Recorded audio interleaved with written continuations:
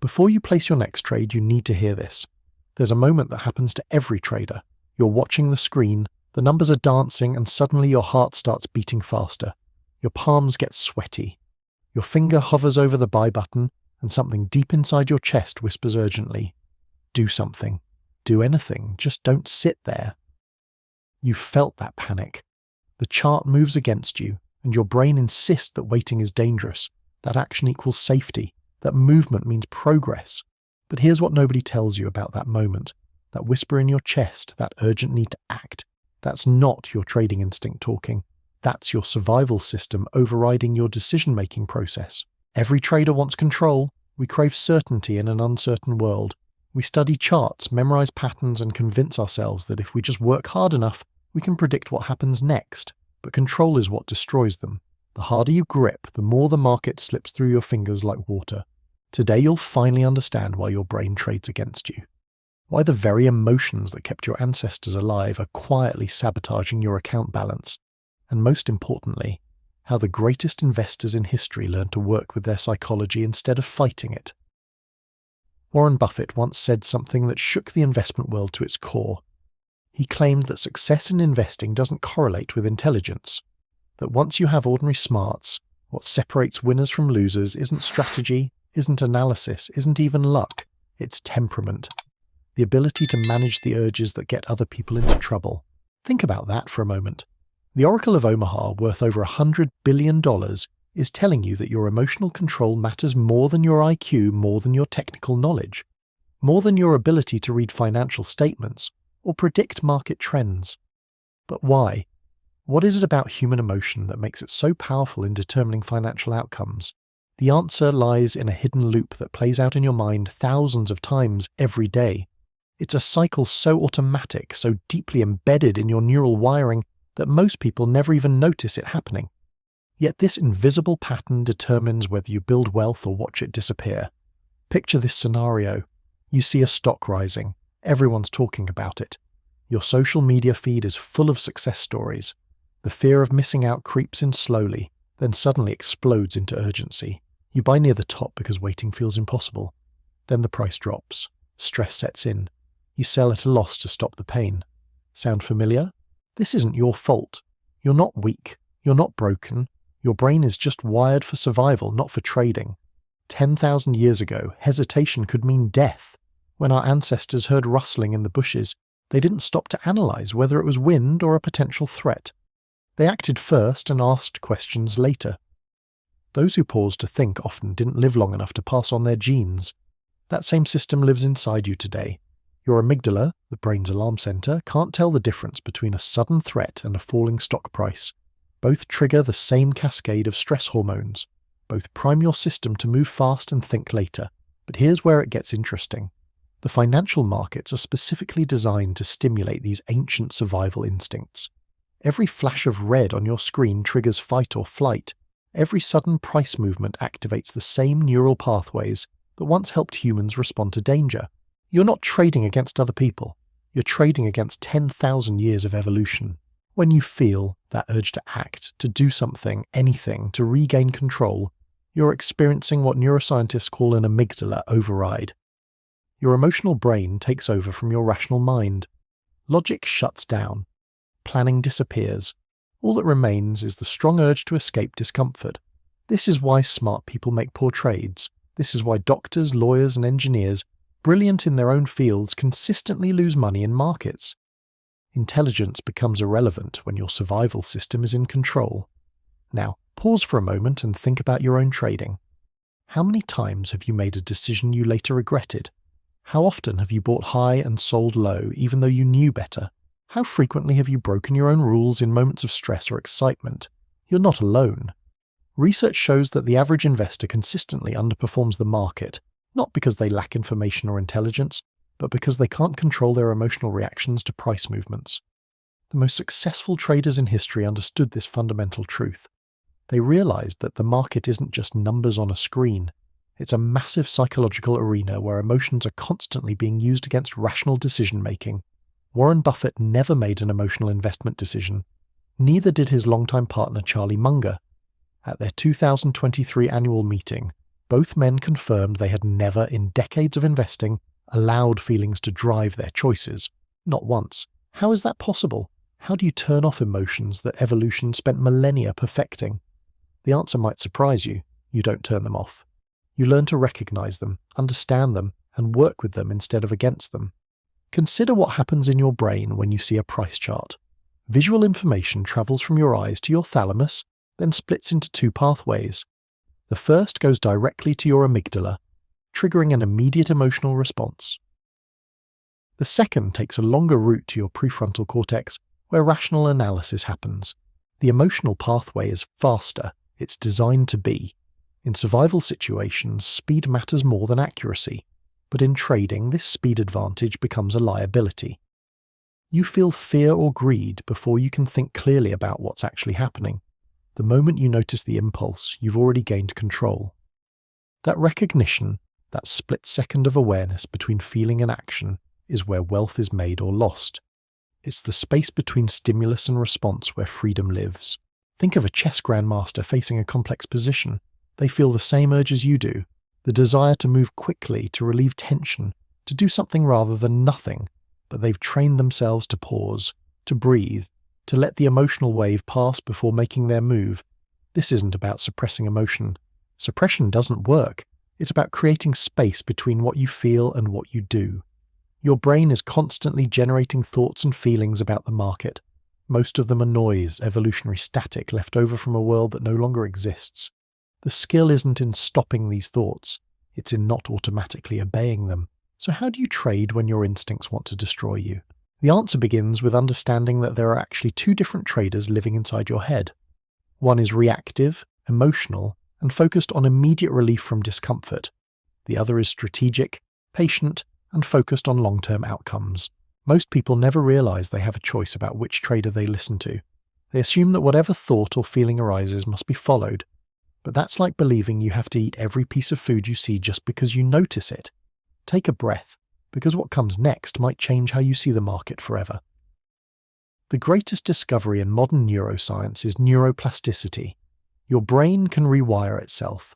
The patterns that feel so automatic, so unchangeable, are actually more flexible than you think. Every time you pause between feeling and action, you're literally building new neural pathways. Every moment of patience strengthens your prefrontal cortex. Every time you resist an emotional impulse, you're training your brain to choose response over reaction.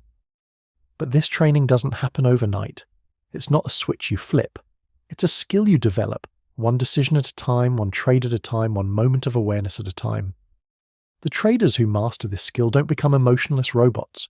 They become more human, not less. They feel everything you feel. The difference is they've learned to feel without immediately acting. They've discovered something profound. The urge to trade and the need to trade are completely different things. This understanding separates two types of people in the market. Those who react to every impulse and those who choose their responses deliberately. The difference isn't talent, it's not intelligence, it's not even experience. It's the recognition that thoughts are visitors, not commanders. When you see a setup that looks perfect, when every fiber in your body screams to enter that trade, that's not your trading wisdom speaking. That's your dopamine system hijacking your prefrontal cortex. Your brain has detected a pattern that resembles past rewards, and it's flooding your system with chemicals designed to make you act before you think. Here's what happens next in most traders. They mistake this chemical surge for conviction. They confuse urgency with opportunity. They enter the trade not because their analysis demands it, but because their nervous system can't tolerate the discomfort of waiting. You've been there. You know that feeling. The chart looks ready to explode upward, and every second you hesitate feels like money slipping away. Your chest tightens. Your breathing gets shallow. Your finger hovers over the buy button, trembling with anticipation. But what if that trembling isn't excitement? What if it's your body trying to warn you? The most successful traders in history learned to read their own physiology like a secondary chart. They discovered that their nervous system often provides more valuable information than any indicator or pattern. When Warren Buffett feels the urge to buy, he pauses. When he feels the pressure to sell, he waits. This isn't because he lacks confidence in his analysis. It's because he understands that urgent feelings and optimal decisions rarely align. Think about your best trades, the ones that worked beautifully, that unfolded exactly as you hoped. How did you feel when you entered them? Chances are you felt calm, centered, patient. There was no urgency, no desperation, no fear of missing out. Now think about your worst trades, the ones that went wrong immediately, that you regretted the moment you clicked buy. How did you feel then? Probably rushed, anxious, like you had to act right now or lose your chance forever. Your nervous system was giving you information both times. In the first case, it was saying proceed. In the second, it was saying wait. Most traders learn to ignore their body's wisdom in favor of their mind's chatter. But here's where it gets fascinating. Your body processes information faster than your conscious mind. Your gut feelings aren't mystical. They're your subconscious pattern recognition system detecting something your logical mind hasn't yet identified. The problem is learning to distinguish between intuition and impulse. Both feel urgent. Both create physical sensations, but they point in opposite directions, intuition whispers. Impulse shouts. Intuition feels grounded. Impulse feels frantic. Intuition can wait. Impulse demands action now. Most traders never learn this distinction because they're too busy reacting to learn the subtle difference between these two voices. Consider what happens when you meditate. At first, thoughts feel overwhelming. Your mind jumps from worry to plan to memory to fantasy without pause. But gradually you begin to notice something remarkable. You are not your thoughts. You are the awareness that observes them. Trading requires the same shift in perspective. You are not your urges. You are not your fears. You are not your greed. You are the consciousness that can watch these emotions arise and pass away without being controlled by them. This sounds simple. It's not. Your survival system has spent millions of years perfecting its ability to command your attention and influence your actions. Learning to observe without obeying requires patient practice. But once you develop this skill, something magical happens. The market stops feeling like chaos. Price movements become data instead of drama. Losses become feedback instead of failures. You begin trading from a place of curiosity rather than desperation. Here's a story that illustrates this transformation perfectly. There was a trader named Marcus who had blown through 3 accounts in 2 years. He was intelligent, hard-working, and technically skilled.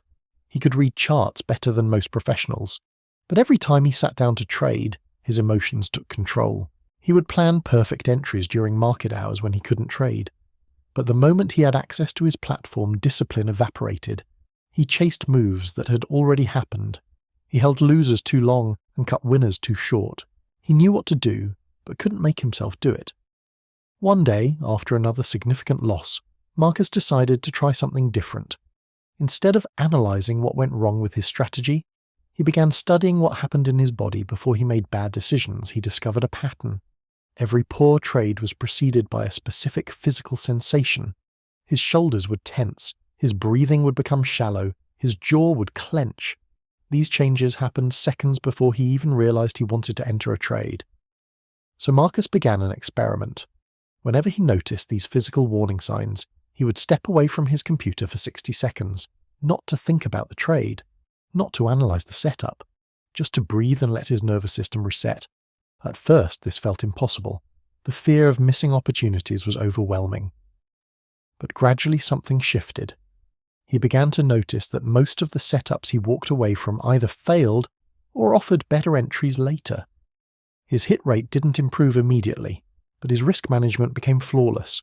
He stopped entering trades from emotional states. He started waiting for genuine signals instead of inventing reasons to trade. Within 6 months, Marcus had his first profitable quarter in 3 years. Not because he found a better strategy, because he learned to recognize the difference between his nervous system and his trading mind. This is the breakthrough every successful trader eventually discovers. The market doesn't move based on your needs. It doesn't care about your mortgage payment or your financial goals. It responds to supply and demand, fear and greed, mass psychology, operating at scales beyond any individual trader's control. Your job isn't to control the market. Your job is to control your response to whatever the market does. But control is the wrong word. Control implies force, effort, struggle. What you actually need is more like Aikido than boxing. You learn to redirect energy instead of opposing it. When you feel the urge to chase a breakout, you redirect that energy into patience. When fear tells you to cut a winner short, you redirect that impulse into trust in your original plan. When greed whispers about increasing position size, you redirect that excitement into gratitude for what's already working. This redirection happens in the space between stimulus and response. Viktor Frankl called this space humanity's greatest freedom, the ability to choose your response regardless of your circumstances. In trading, this space is measured in milliseconds, the gap between seeing a price move and deciding what to do about it. Most traders collapse this space completely. They see movement and react instantly, unconsciously, automatically. But you can train yourself to expand this space, to create a pause where choice lives, to interrupt the automated pattern that connects feeling to action. The technique is surprisingly simple.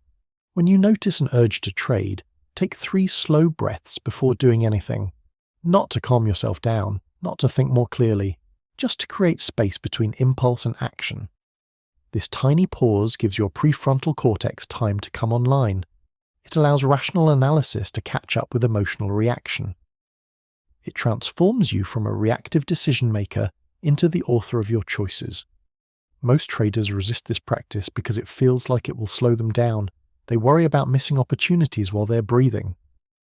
But the opposite happens. You start seeing opportunities more clearly because you're not blinded by urgency.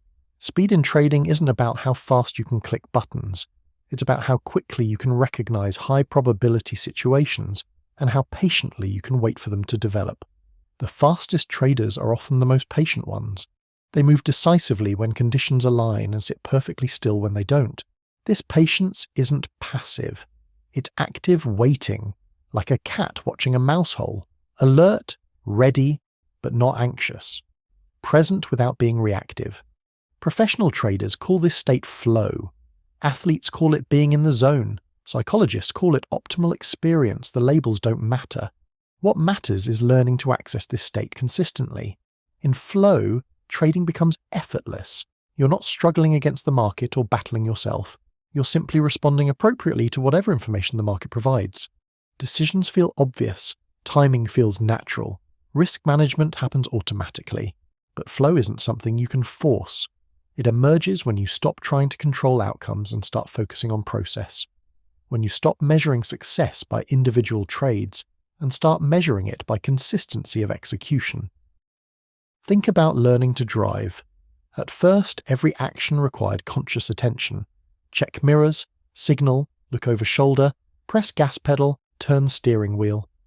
Your mind was overwhelmed trying to coordinate all these separate tasks, but gradually driving became unconscious.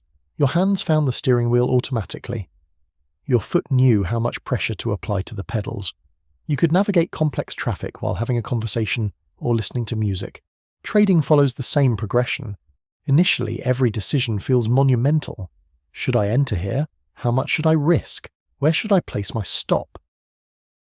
Your conscious mind struggles to manage all the variables simultaneously, but with practice, good trading becomes automatic. Your eyes scan the chart and immediately identify key levels. Your hands position size appropriately without conscious calculation. Your emotions remain stable, regardless of whether individual trades win or lose. This automation isn't recklessness, it's mastery.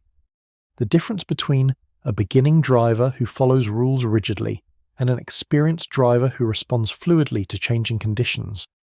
The key insight is that mastery in trading, like mastery in driving, requires your conscious mind to step back and trust your trained subconscious to handle routine operations. Your conscious mind is limited.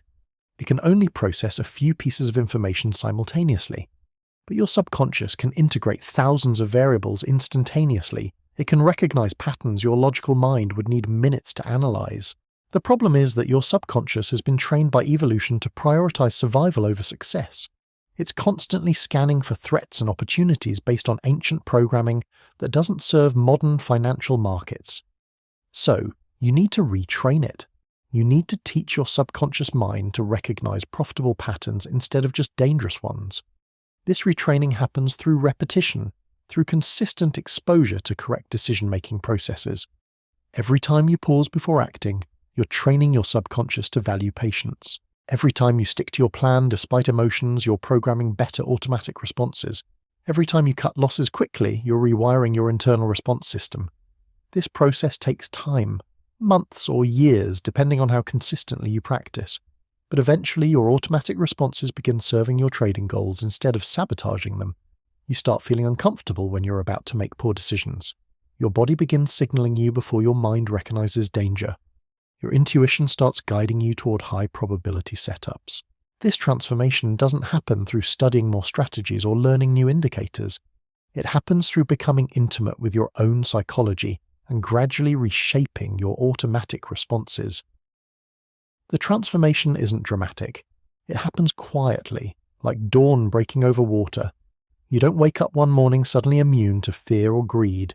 Instead, you begin to notice something subtle shifting in the quality of your attention. Where once you saw chaos, you start seeing patterns. Where once you felt urgency, you begin feeling curiosity.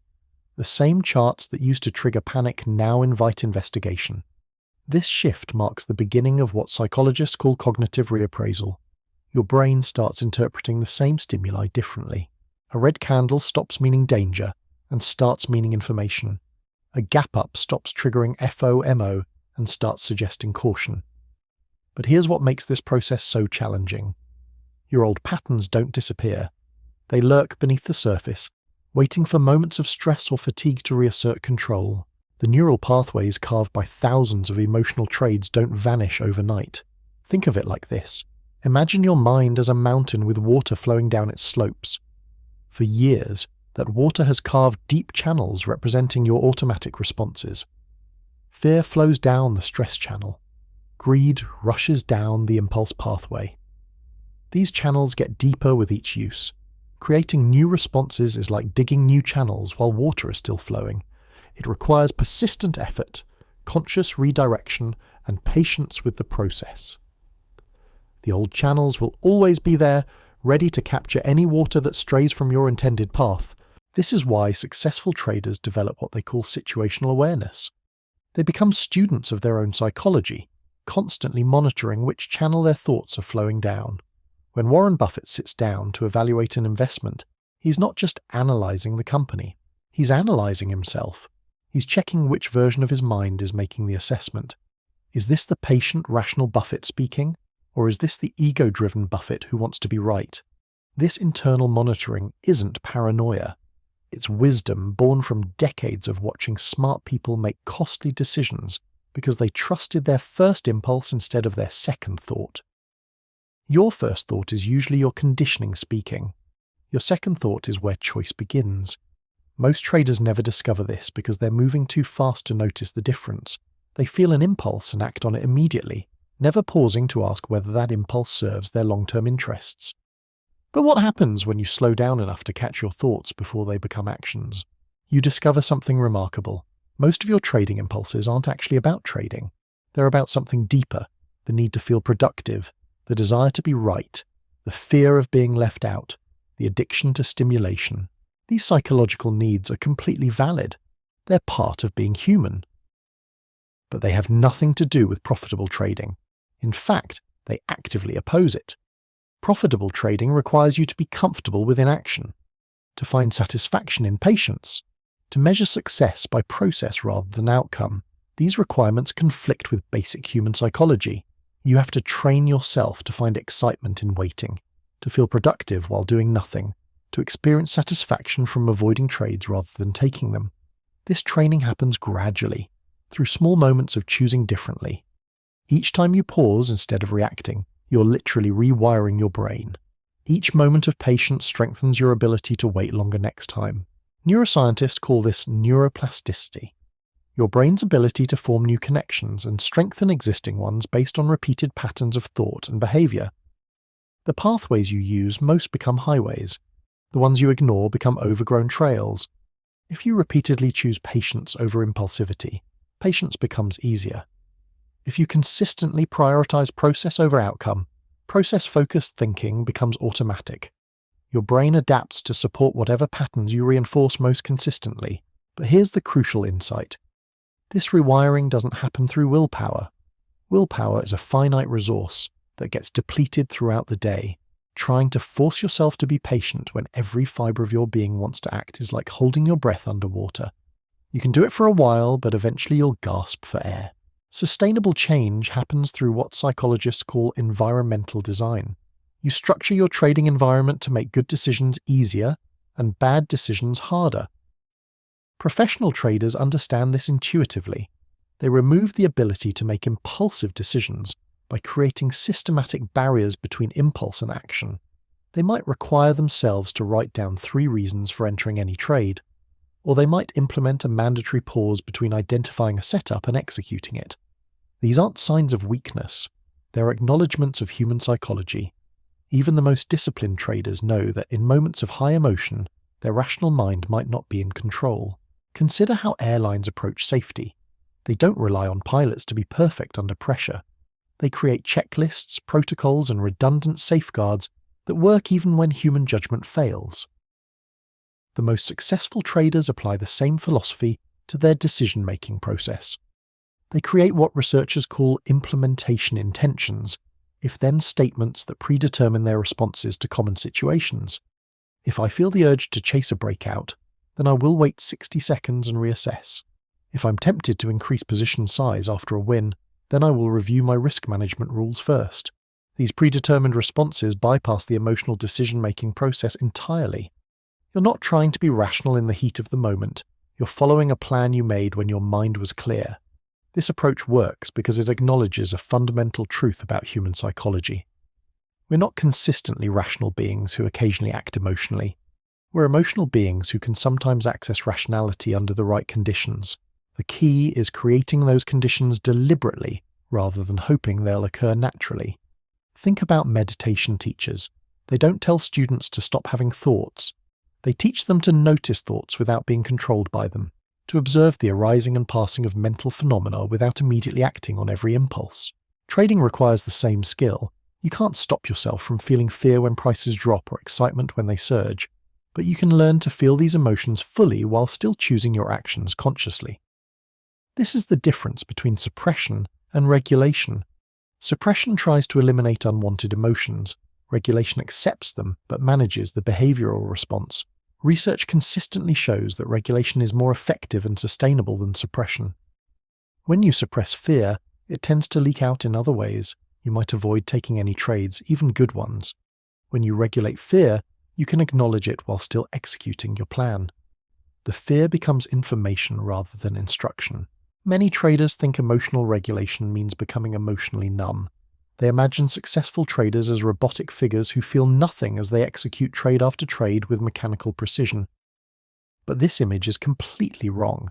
The most successful traders feel everything intensely. They experience the full spectrum of market emotions. The difference is they've learned to use those emotions constructively rather than reactively. You wanted control, but you've discovered something deeper: understanding. The market will always move.